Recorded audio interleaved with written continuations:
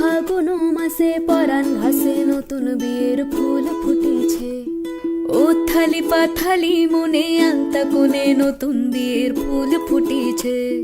হি হো পিয়ালি রে হি হো দুলালি রে, হি হো পিয়ালি রে হি হো দুলালি রে। আশ্বিন ফাগুন মাসে পরাণ ঘাসে নতুন বিয়ের ফুল ফুটেছে। ও থালি পাথালি মনে আলতা কোণে নতুন বিয়ের ফুল ফুটেছে। ইনি বিনি টাপা